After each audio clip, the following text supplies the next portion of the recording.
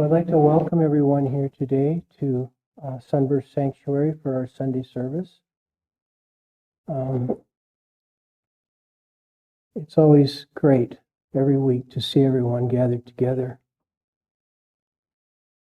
This week, the topic for the service is equanimity, the calm eye of the storm.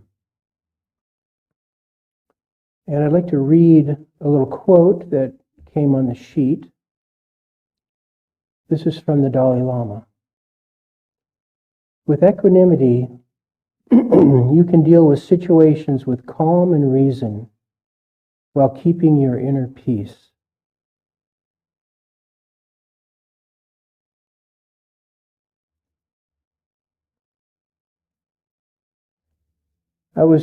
I've been obviously thinking about equanimity for a few days or maybe even weeks leading up to this service. And I realized that when I'm thinking about the virtues, that equanimity is not one that generally jumps to the front of my consciousness. I think of compassion and charity and humility and patience, things that kind of elicit something out of my heart, a feeling. You know, you can really feel compassion. You know what that feels like. And you know what it feels like to be patient. And equanimity is a virtue, but it doesn't, initially at least, elicit a feeling within me. So I was thinking about that, and I realized, well, to really understand equanimity, I have to think kind of about what is the opposite of equanimity. And the opposite of equanimity is prejudice or prejudgment. So when I think of it in that way, I go, oh, well, yeah, because those things, prejudice and prejudgment, they really do block your inner happiness, which is from this quote from the Dalai Lama. And when I was thinking about that, I remembered a story that I heard a few years ago, and many of you may have heard it. I think it comes from different traditions around the world, and it's probably told in a little bit different way. But it's the story about two young monks who are traveling from one of their monasteries to another monastery. And it's an all-day travel, and they're walking. And they're walking along the path, and it's been raining, and so the path is kind of damp. And they come to a point where the rain has created a little dirty stream going across the path. And on the other side of the stream is a beautiful young woman. And she has on this really nice long dress. And she's standing there wondering how she's going to get across this stream without getting mud and water all over her beautiful dress. So one of the monks just walks over and scoops her up in his arms and carries her across the stream and drops her off on the other side. And the two monks continue on their journey. And they walk all day in silence. And near the end of the day, it's in the evening, they see their monastery in the distance. And the one monk says to the other one, "Why did you pick up that woman? You know it's against all the rules of our order to have any contact with women at all." And the other monk said, "I put her down hours ago. Why are you still carrying her?" And it made me think about, or it just inspired me to to realize how many things I know for myself, and we probably all do, carry around in our minds all day long, like this young monk did. Things that are holding us back from this happiness that the Dalai Lama speaks of. And the Dalai Lama, he really, his path is the path of happiness. There's a whole book about it, The Art of Happiness.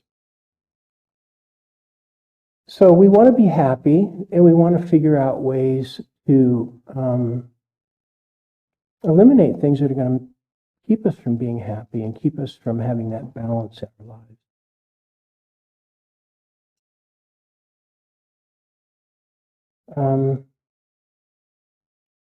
I think that we do all need to realize that being human comes with certain conditions, and probably this idea of having little judgments about things is part of the human condition. We sort of need to have the ability to reason just to survive in this life. We need to know when it's good to make the right decision, or when it's good to not make the wrong decision. And just for our own safety, we learn that as children. But as we grow older, we start to crystallize in our minds the ideas that we have about other people, or maybe other groups of people even. And this kind of prejudice gets kind of rooted into us. And it's easy to fall into that type of thinking. And it is at the root of many of the problems that we have in our planet today.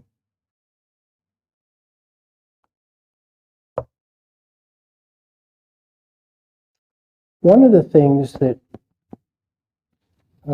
I think is valuable is to realize that how hard or how difficult we make it upon ourselves when we not only have judgments of people, but we put labels on them.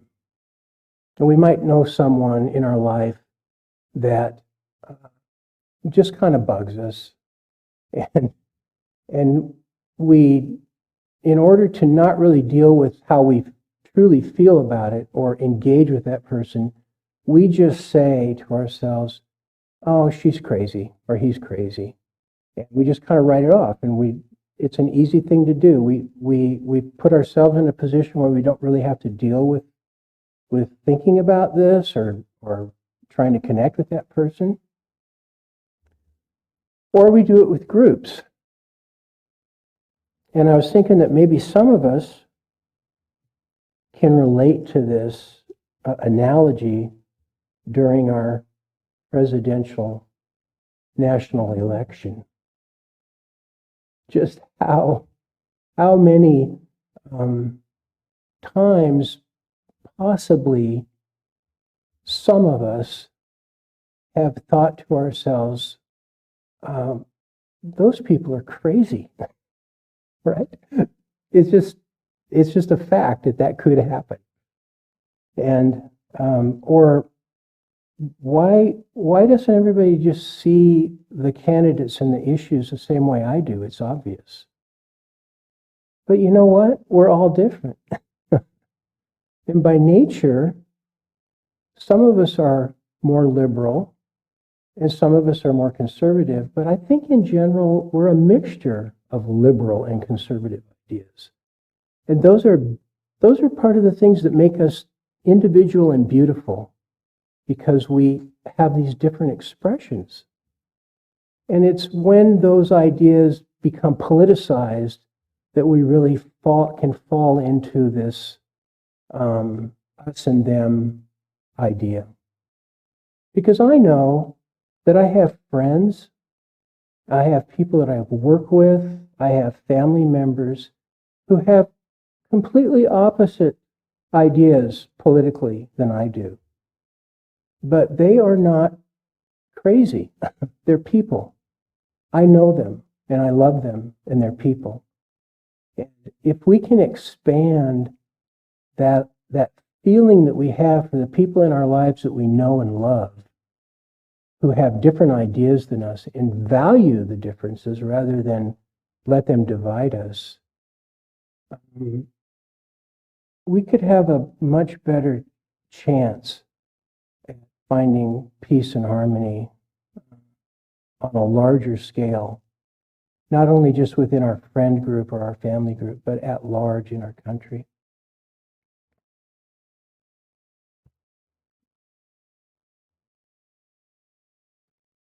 I was, this thing about appreciating each other's gifts, I was thinking about how as we develop talents in our lives and we learn how to do different things, that probably one of the natural goals in life is to figure out how to share those gifts with other people, because they're only gifts if you actually share them with somebody. If you have great knowledge within you or a great talent within you and you don't find a way to share it, then it never really reaches the level of being a gift and being of service to others. So I was thinking about our musicians. Every week they come in and they have the knowledge to play their instruments, and they practice. I see them down here practicing during the week for our Sundays. They can all sing better than some of the rest of us. But when they sit in this room and they play their instruments and they do their singing and we join in,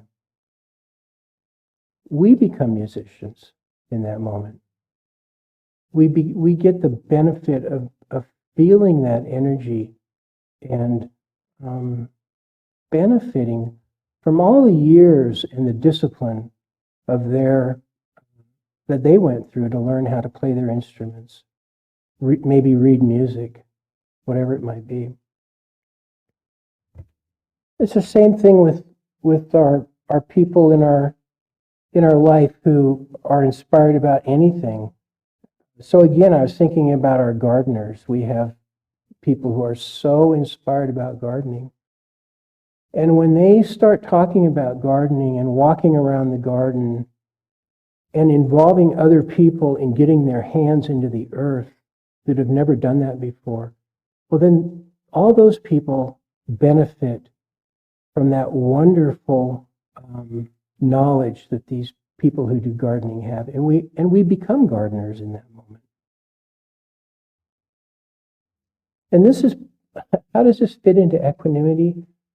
Well, we are finding balance in our life when we're engaging in things that harmonize us with the world and with each other.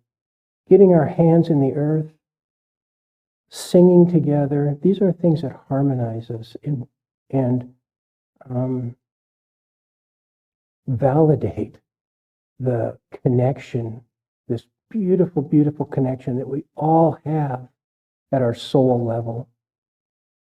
We're not in our heads thinking about whether this person has this view or that view. We're just engaged in God's creation with God, each other, and loving and learning together. Yogananda said, harmony is born of love and wisdom. And harmony comes from a pure heart, and a pure heart comes from pure thinking. The process of controlling our thoughts becomes a virtuous habit. So harmony is born of love and wisdom. So it's a mixture of feeling and thinking.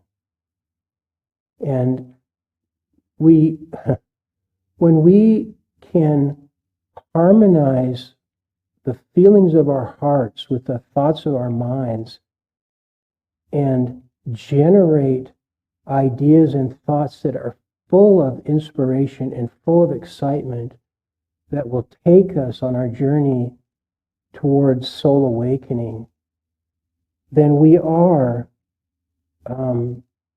engaging in this spiritual habit that Yogananda speaks of. It's a really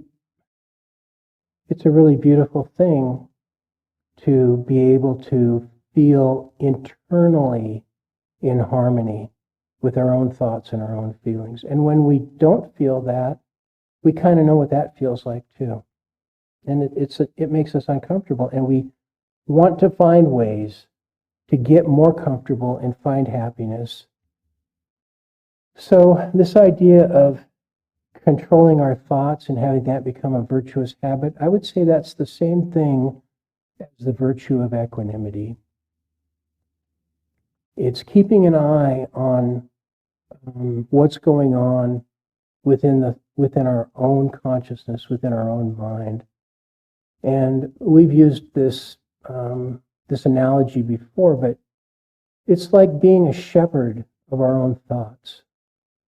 And if you've ever seen someone when they're the shepherd of a herd of sheep or goats or whatever, they'll have a dog usually. And if some of the animals begin to stray off, or even one, they'll just send the dog out to bring it back in.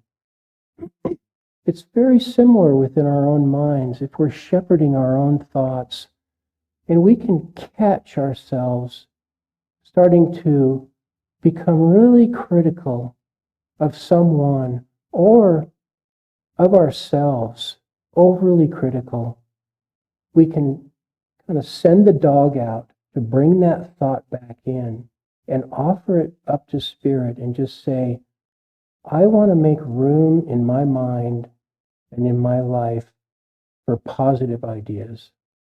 And by doing that, we create space. We literally create space within our minds, within our being, for new positive ideas from Spirit to be planted.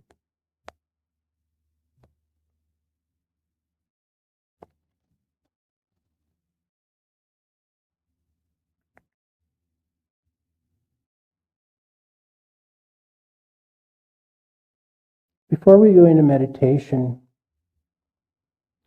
I just want to say a couple last things, and that is that when we meditate, and if you've never meditated before, then this might be new to you, but for many of you, this is an understanding that we have, is that we have a point in the center of our head, in from the temples and in from the point between the eyebrows, where the pituitary gland sits. And this is referred in many traditions to in different language, or different terms, but it can be called the third eye, or the throne of God, the seat of consciousness. And when you think about equanimity, the symbol for equanimity is the scales of justice.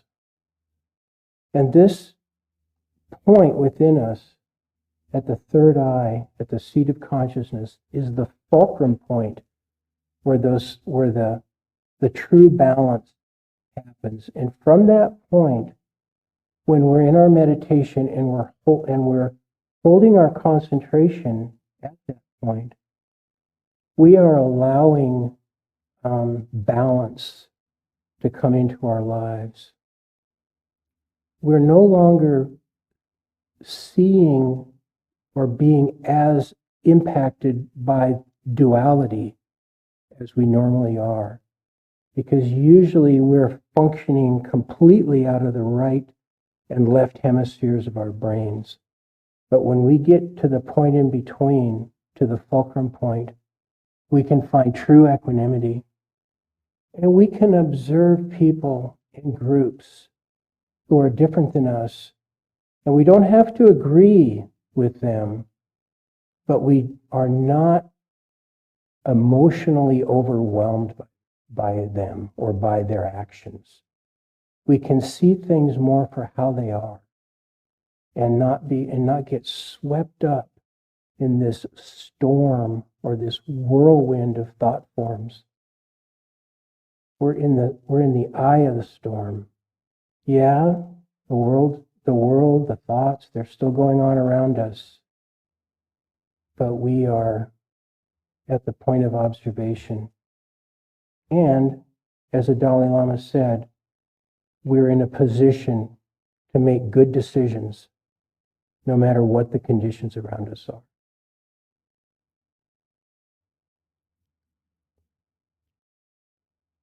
So let's take a few moments together, maybe 15 minutes, to have a quiet meditation.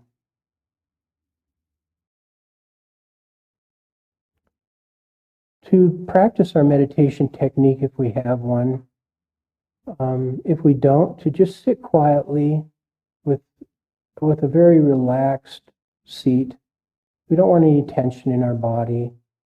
We can hold our focus here at the point between the eyebrows. And just breathe naturally and just follow our breath. One thing we're always doing is breathing and thinking. So if we follow our breath with our thoughts, it will allow some space in our minds that we're not thinking about other things other than just following our breath. And in that space, some real magic can happen within.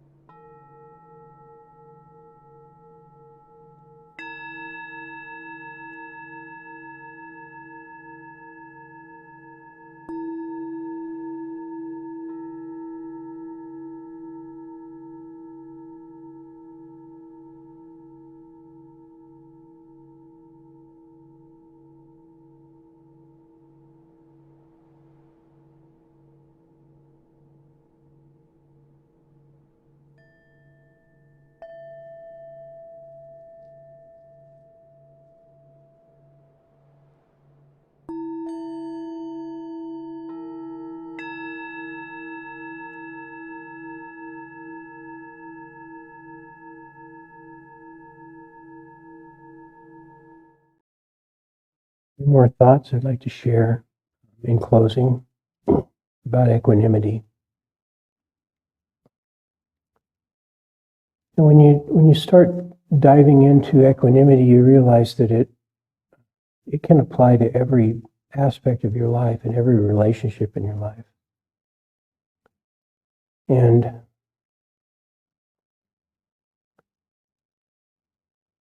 maybe some of us have been in relationships with people that have become really toxic. And we've sort of have a bitter ongoing battle with this person. And that it starts with some little transgression that the other person then thinks, well, you did that to me, so I'm going to do this to you. It becomes very transactional. It's a transactional relationship.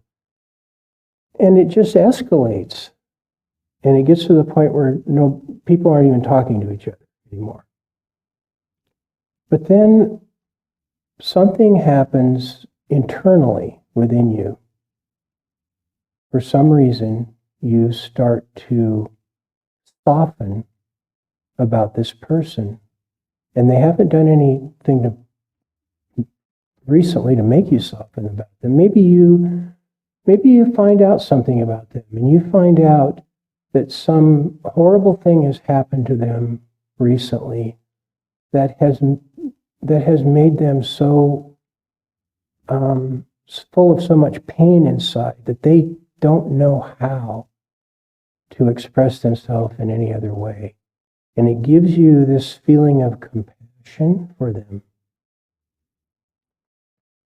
And when that happens, and you feel this energy that you've been carrying around inside you lift off of you, I believe that is the virtue of equanimity. That it's no longer transactional, but it's become transformational.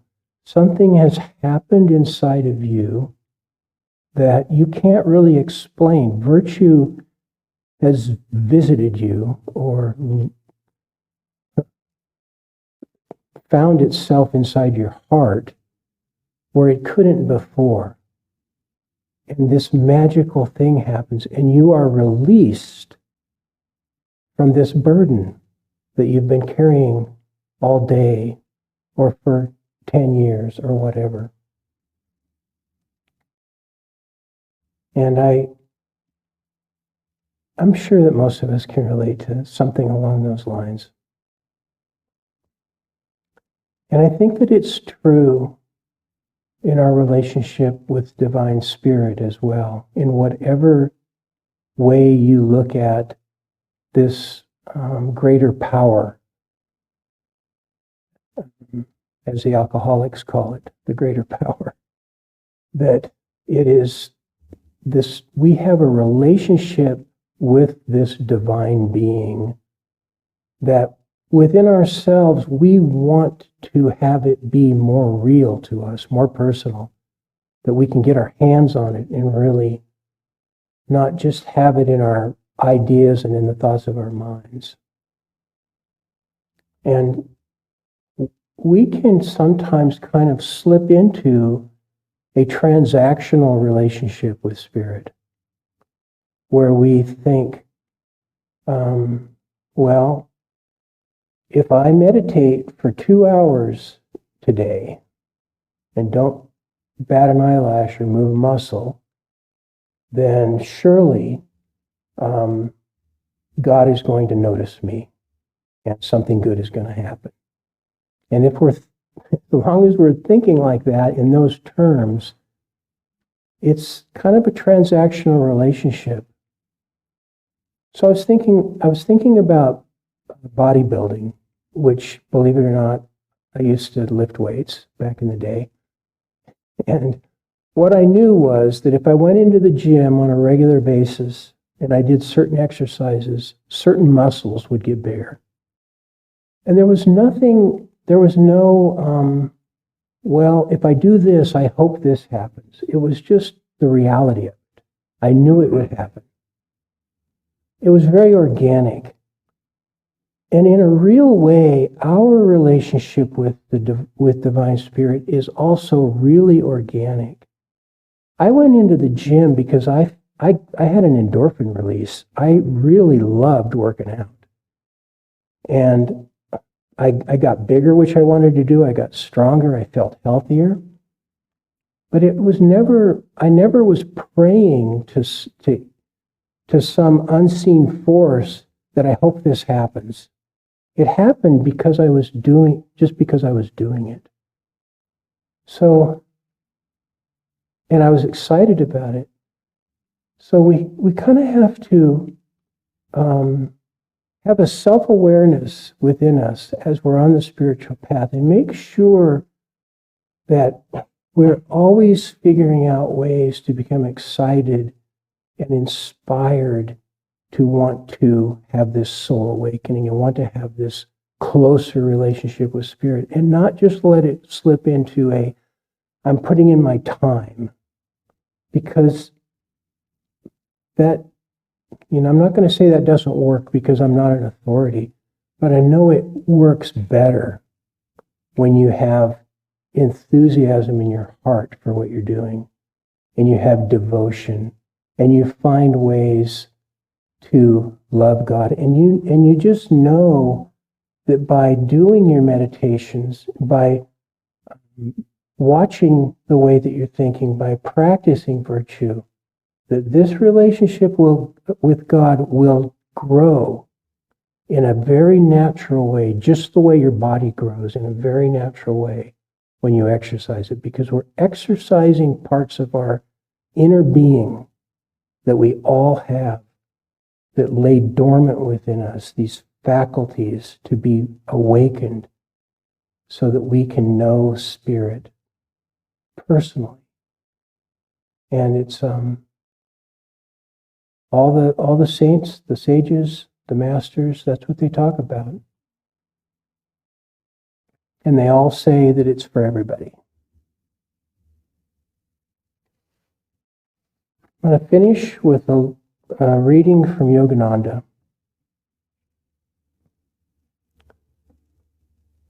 When you are right, someone may say you are wrong, and you can be wrong, and somebody may say you are right. Now, if you have understanding, you know in your heart whether you are right or wrong. You have to watch and correct yourself. Suppose someone tells you that you are doing it, what you are doing is wrong. Then you should go into the inner sanctum of your heart and find out if you are in error. Analyze your motives. If you are wrong, correct yourself. Those persons who have the greatest understanding are the ones whose opinions and guidance are to be trusted. That is why I trusted Master so completely. his master or his teacher was Sri Yudhishthira. I could talk to him as openly as I could talk to myself. To cultivate that kind of understanding, learn to keep your mind free of all prejudices when you talk to people. If your understanding is clear, you can love and help others without being hurt or without hurting anyone else. It is most wonderful when you can love all beings, when you can see their good and bad points without the prejudices of your own mind and without the prejudices that others have. You will learn to love each one truly when your love is no longer conditioned by your personal desires. When you have that understanding, no one can hurt you.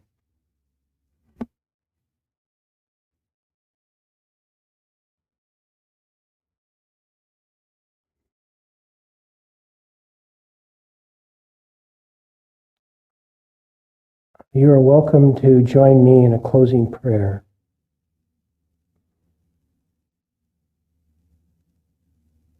O living Spirit, you are the one who has projected us forth into this creation. And we are thankful to remember you and to feel the pull to find our way back to conscious union with your consciousness. We send out a prayer today for all of those in this world who are suffering. And we pray that they might find some peace and comfort and healing. And we are so grateful for the lives that you have given us. Amen.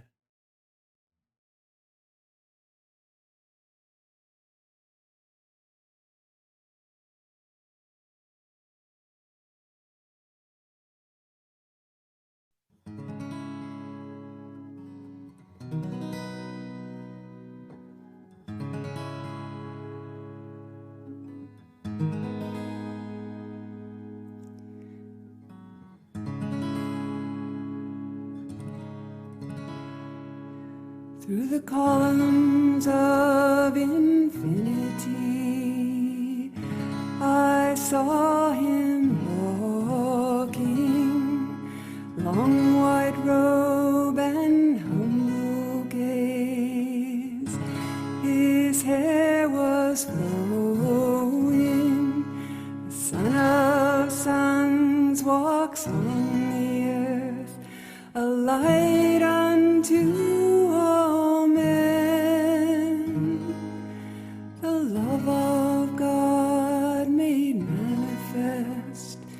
before the birth of Adam.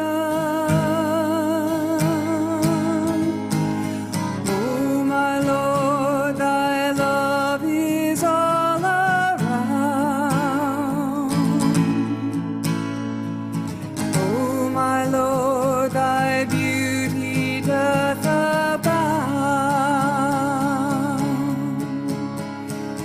Everywhere I look, mine eyes do see. Everywhere I look, 'tis only thee. 'Tis only thee. 'Tis only thee, bright sun. 'Tis only thee.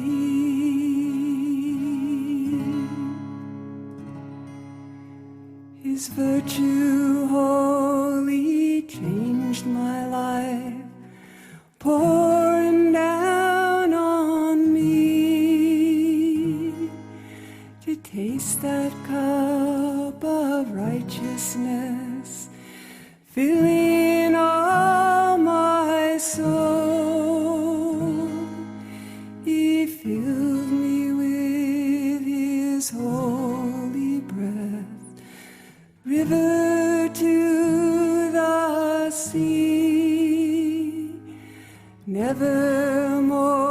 shall I taste death in eternity.